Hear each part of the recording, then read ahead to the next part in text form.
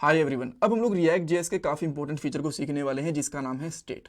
देखो, जब भी आप लोग रिएक्ट जेएस में कोई एप्लीकेशन या फिर कोई प्रोजेक्ट बनाओगे ना, तो 99% चांस है कि आपको स्टेट का यूज़ कहीं ना कहीं पे करना पड़ेगा। सो इस पार्ट को ध्यान से देखना, अच्छे से समझना।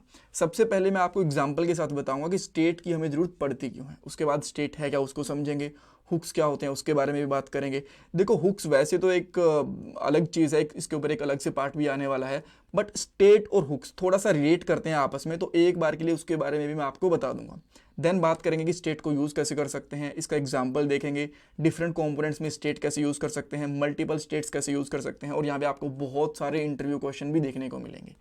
ये हमारी रिएक्ट जेएस 19 की प्लेलिस्ट है जो आपकी डेफिनेटली हेल्प करने वाली है रिएक्ट की जॉब में, इंटरव्यूज़ में, प्रोजेक्ट में। सो पूरी प्लेलिस्ट देखना, लिंक मैंने डिस्क्रिप्शन बॉक्स में डाल दिया है।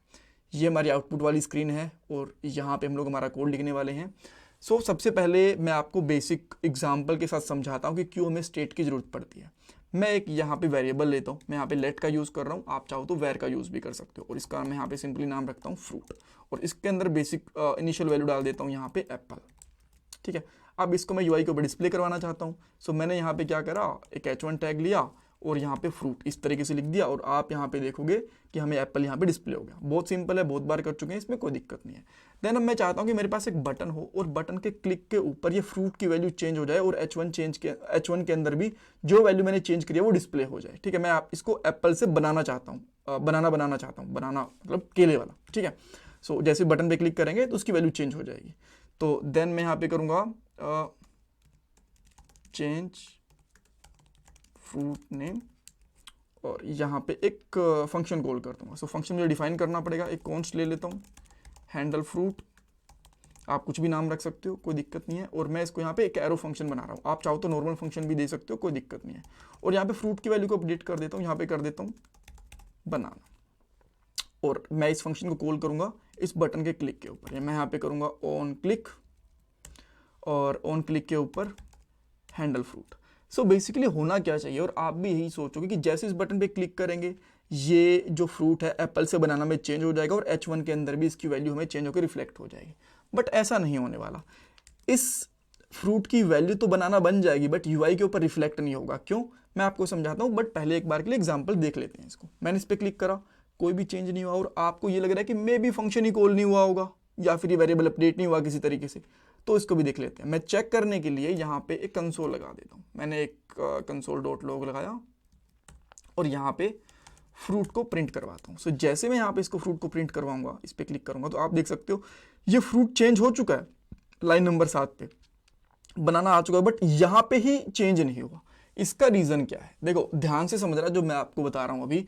रिएक्ट जेएस काम कैसे करता है, रिएक्ट जेएस यूआई के ऊपर वैल्यूज तभी अपडेट करेगा जब उसका कंपोनेंट री रेंडर होगा।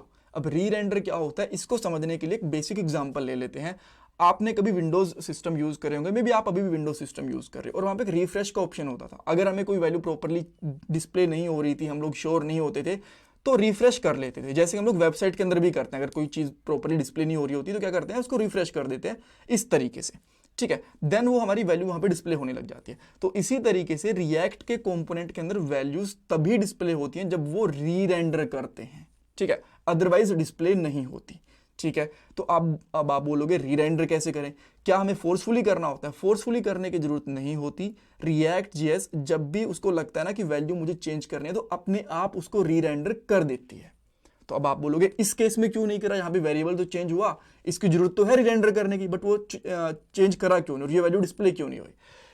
देखो, रिएक्ट ना वेरिएबल को कुछ नहीं समझता। उसके हिसाब से अगर आपको कोई वैल्यू चेंज करनी है, कोई डाटा वगैरह कहीं स्टोर करना है, तो आपको स्टेट का यूज करना पड़ेगा, वेरिएबल का यूज नहीं करना होता।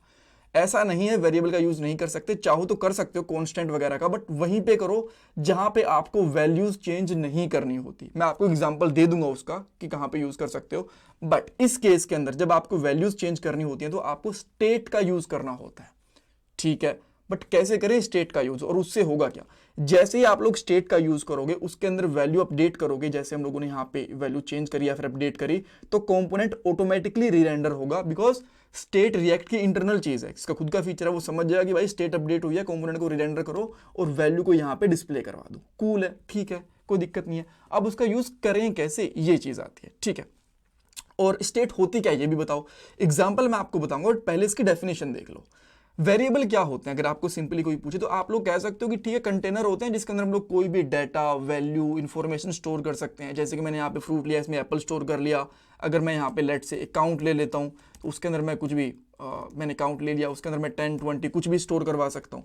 सो हम लोग वेरिएबल के अंदर क्या करते हैं, कंटेनर होते हैं जो जहाँ पे कोई भी इंफॉर्मेशन वगैरह, वैल्यू वगैरह स्टोर करवा सकते हैं। इसी तरीके से स्टेट भी कंटेनर होती हैं जहां पे हम लोग डेटा स्टोर करवा सकते हैं, सेम एज वेरिएबल। बट इसमें एक डिफरेंस होता है, जब भी स्टेट के अंदर वैल्यू चेंज होगी कंपोनेंट हमारा री रेंडर हो जाएगा, जो कि वेरिएबल के केस में नहीं होता। ठीक है, तो स्टेट क्या होती है, स्टेट कंटेनर होते हैं जिनके अंदर हम लोग डेटा स्टोर कर सकते हैं जैसे कि वेरिएबल, और जैसे ही स्टेट में वैल्यू चेंज होगी हमारा कंपोनेंट री रेंडर हो जाएगा। ये आपसे डिफरेंस भी पूछ सकते हैं इंटरव्यूज के अंदर कि स्टेट और वेरिएबल में क्या डिफरेंस होता है। अगेन मैं आपको बता देता हूं, वेरिएबल बोलोगे कि वेरिएबल क्या होते हैं कि नॉर्मल डाटा को स्टोर करके रखते हैं, और जब उसके अंदर वैल्यू चेंज होती है, अपडेट होती है, तो हमारी जो कंपोनेंट है, जो यूआई है, हमारी रेंडर नहीं होती। बट स्टेट भी सेम डाटा को स्टोर करके रखते हैं, बट उनके केस में हमारा कंपोनेंट री रेंडर हो जाता है। ठीक है, जो ये स्टेट होती है म्यूटेबल एंड डायनेमिक होती है। म्यूटेबल एंड डायनेमिक का मतलब होता है कि इनकी वैल्यूज को हम लोग चेंज कर सकते हैं, अपडेट कर सकते हैं। ठीक है, अच्छा, जब भी आप स्टेट को यूज करना चाहो ना, वेरिएबल को आप यूज कर रहे हो तो आप कुछ भी इंपोर्ट नहीं करना पड़ा ऊपर से, बट जैसे आप लोग स्टेट को यूज करोगे तो स्टेट को इंपोर्ट करना पड़ेगा हुक्स के साथ। हुक्स क्या होते हैं, एक सेकंड में आपको बताता हूं, बट अब यहां पे इस चीज को ध्यान रखना कि जैसे ही हमारी स्टेट की वैल्यू अपडेट होती है तो हमारा कंपोनेंट ऑटोमेटिकली रीरेंडर हो जाता है और डाटा हमें यूआई के ऊपर विजिबल हो जाता है। फोर्सफुली रीरेंडर करने की जरूरत नहीं होती है। ठीक है, ओके। सो अब एक बार इसका यूज भी देख लेते हैं। अब आप बोलोगे हुक्स क्या बोला था आपने, एक सेकंड समझाओ तो मैं अभी आपको बताता हूं, नहीं तो कंफ्यूज हो जाओगे। ठीक है, स्टेट को सबसे पहले जैसे मैंने आपको बोला इंपोर्ट करना पड़ता है, तो यहां पे लिखो इंपोर्ट, और यहां पे इस तरीके से ब्रेसेस यूज करके लिखो यूज स्टेट, और ये इस तरीके से हमारी स्टेट इंपोर्ट हो गई। ये स्टेट है ना, ये अपने आप में एक हुक है। आप बोलोगे पहले तो ना आप श्योर हो जाओ कि ये हुक है कि स्टेट है। देखो हुक्स ना कुछ अलग से नहीं होते, ये रिएक्ट जेएस के स्पेशल फीचर्स होते हैं जो कि फंक्शनल कंपोनेंट में ही काम करते हैं। ठीक है, ये क्लास कंपोनेंट में काम नहीं करते। कंपोनेंट बेसिकली दो तरीके के होते हैं, फंक्शनल और क्लास कंपोनेंट। क्लास कंपोनेंट बहुत पहले यूज करते थे, अभी मोस्टली फंक्शनल कंपोनेंट ही यूज करते हैं। ठीक है, तो हुक स्पेशल फीचर होते हैं फंक्शनल कंपोनेंट के लिए, जो हम लोगों को रिएक्ट के बहुत सारे फीचर्स यूज करने के लिए अलाउ करते हैं। जैसे कि स्टेट को हम लोग हुक्स के साथ यूज कर सकते हैं, लाइफ साइकिल मेथड्स को, साइड इफेक्ट्स वगैरह होते हैं, इन सबको यूज कर सकते हैं। बट इनको ना हुक्स कहा जाता है कि ये ना इस तरीके से हुक्स बने हुए हैं रिएक्ट के अंदर, या फिर आप फंक्शन नॉर्मल कुछ फीचर्स भी कह सकते हो।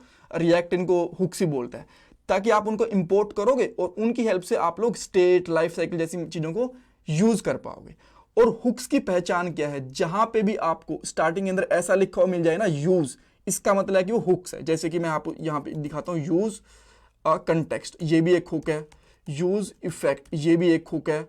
देन उसके अलावा अगर मैं यहां पे करता हूं यूज आईडी, ये भी एक हुक है। सो जिनके स्टार्टिंग में यूज लिखा हुआ मिलेगा ना, उसका मतलब होता है कि वो हुक्स है। ठीक है, सो जो स्टेट है अपने आप में ये एक फंक्शनल कंपोनेंट के अंदर हुक की हेल्प से हम लोग इसको यूज कर सकते हैं। इस तरीके से इसको इंपोर्ट करना होता है। ठीक है, अब इसको हम लोग यूज कैसे करेंगे, ठीक है, इसको कैसे अपडेट करेंगे, कैसे काम करेगा, मैं बताता हूं।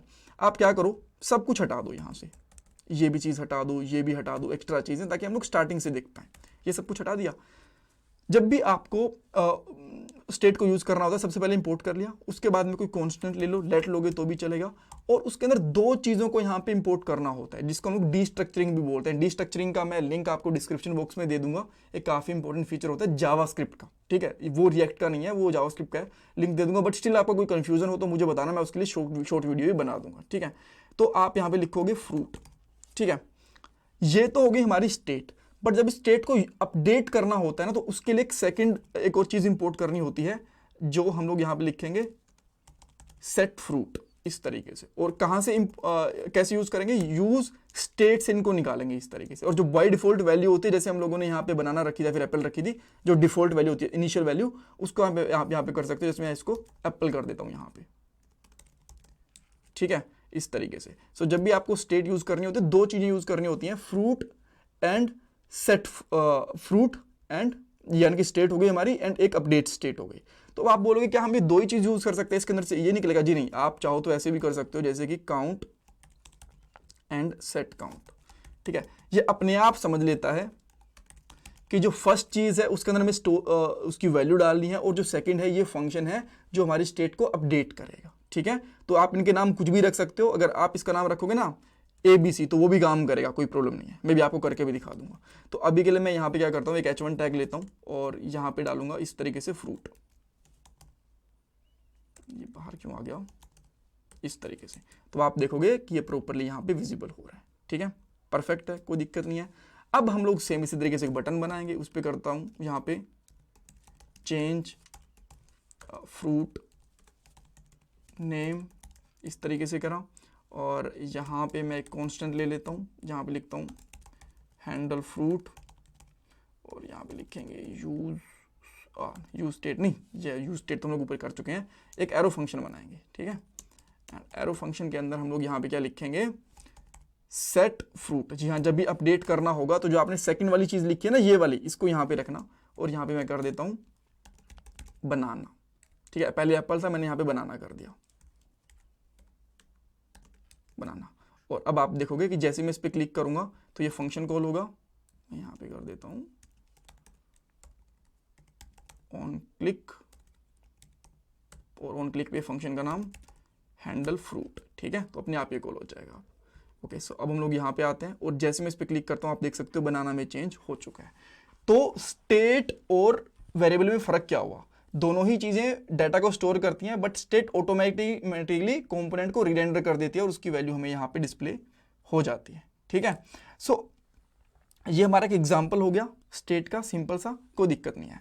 और देखो इसका नाम कुछ और भी रखना चाहो ना, जैसे इसका नाम रखना चाहते हो ब्ला ब्ला, जैसे मैंने आपको बताया ना, बस आपको फर्स्ट और सेकंड ये चीज देखनी है। इसका नाम आप कुछ भी रख सकते हो, आपने ब्ला ब्ला रख दिया, और अब यहाँ पे ब्ला ब्ला रख दोगे ना तो भी प्रॉपरली काम करेगा। नाम इन दोनों का कुछ भी रख सकते हो, बट ये चीज बस आपको ध्यान रखनी है, आपको ऑर्डर ध्यान रखना है कि जो आपका फर्स्ट नाम लोगे उसके अंदर स्टेट की वैल्यू रहेगी, और सेकंड वाले के ये फंक्शन रहेगा जो उसकी वैल्यू को अपडेट करेगा बाद में। ठीक है, अब मैंने आपको बताया एक चीज हमने देख ली, अब हम लोग ये भी देख लेते हैं कि एक अलग से कंपोनेंट में इसको यूज कैसे कर सकते हैं। तो मैं यहाँ पे क्या करता हूँ, एक अलग से कंपोनेंट बनाता हूँ, इसका नाम मैं यहाँ पे रख लेता हूँ काउंटर, या फिर इसका नाम मैं सिंपली क्या करूँ, उसका नाम ठीक है यार काउंटर ही रख लो, मुझे समझ नहीं आ रहा अभी के लिए क्या नाम रखें। जो इसका स्टार्टिंग का नाम है वो काउंटर ही रख लेते हैं। कूल है, अब चाहो तो यहाँ से कोड कॉपी कर लो, नहीं करना तो यहाँ से सिंपली यहाँ पे यूज़ करो एक फंक्शन, इसका नाम रखो काउंटर। आपको ध्यान होना चाहिए कि जब भी हम लोग एक कंपोनेंट बनाते हैं उसका फर्स्ट लेटर कैपिटल होना चाहिए। यहाँ पे रिटर्न कर देता हूँ मैं, रिटर्न के अंदर हम लोग यहाँ पे एक H1 टैग लेंगे, डिव ले लो सबसे पहले, डिव बेटर है यार। देन इसके अंदर हम लोग यहाँ पे क्या करते हैं, एक H1 टैग लेते हैं, और यहाँ पे ना कॉन्स्ट रखना है यार हमें, ये मैंने गलती से कर दिया। ठीक है, देन हम लोग यहाँ पे H1 लिखेंगे और यहाँ पे लिख देते हैं काउंटर। ठीक है, अब इस कंपोनेंट को मैं यहाँ पे यूज़ करूँगा तो एक नीचे यहाँ पे लिख लेते हैं। ठीक है, सो मैं यहाँ पे करूँगा, अच्छा इसको इंपोर्ट भी तो करना पड़ेगा ना, ये भी तो भूल गए हम, तो यहाँ पे करेंगे एक्सपोर्ट डिफ़ॉल्ट, और यहाँ पे कर देंगे काउंटर, एंड देन हम लोग यहाँ पे आके फटाफट से काउंटर को इंपोर्ट करेंगे इस तरीके से। एंड अब आप देखोगे कि हमारे पास यहाँ पे काउंटर भी दिख रहा है हमें। ठीक है, अब मैं यहाँ पे काउंटर के ऊपर एक अलग से स्टेट यूज़ करना चाहूँगा। ठीक है, एक यहाँ पे बटन ले लो आप, और बटन पे यहाँ पे कर देता हूँ अपडेट काउंटर।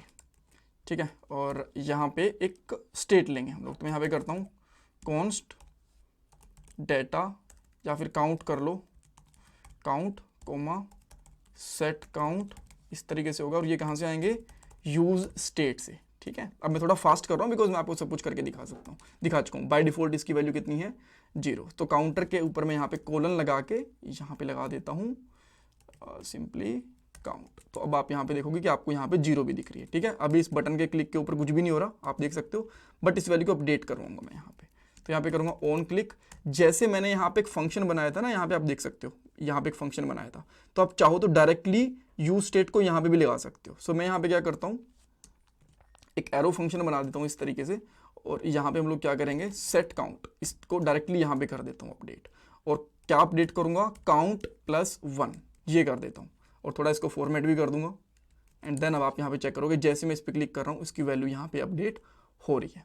ठीक है। सो इस तरीके से आप कंटिन्यूस वैल्यूज को भी अपडेट कर सकते हो एंड एक डिफरेंट कंपोनेंट के अंदर भी, ठीक है। तो अलग से कंपोनेंट में कैसे करना है उसके बारे में भी बात कर ली हम लोगों ने। डायरेक्टली आपको अलग से फंक्शन बनाने की जरूरत नहीं है, जहाँ पे भी डायरेक्टली आप स्टेट को अपडेट कर सकते हो, ये भी देख लिया हम लोगों ने। दो स्टेट अगर आपको लगानी है तो वो भी कर सकते हो, जैसे कि मैं यहाँ पे कर देता हूँ एक आर काउंटर लगा देता हूँ, आर काउंटर, ठीक है, यानी कि रिवर्स काउंटर है, ठीक है, इस तरीके से बना सकते हैं हम लोग, ठीक है। एंड यहाँ पे कर देंगे सेट आर काउंटर, इस तरीके से। ये प्रॉपरली टाइप हो गई इसमें। एंड यहाँ पे क्या करेंगे, यूज स्टेट, इसकी वैल्यू मैं यहाँ पे कर देता हूँ 10 बाय डिफॉल्ट। सो मैं यहाँ पे एक h2 टैग ले लेता हूँ और यहाँ पे कर देंगे आर काउंटर, और आर काउंटर की वैल्यू कितनी होगी, बाय डिफॉल्ट आर काउंटर। तो आप यहाँ पे देखोगे कितनी है इसकी वैल्यू, लेट मी सी क्या प्रॉब्लम है भाई, यहाँ पे R counter is not defined, R counter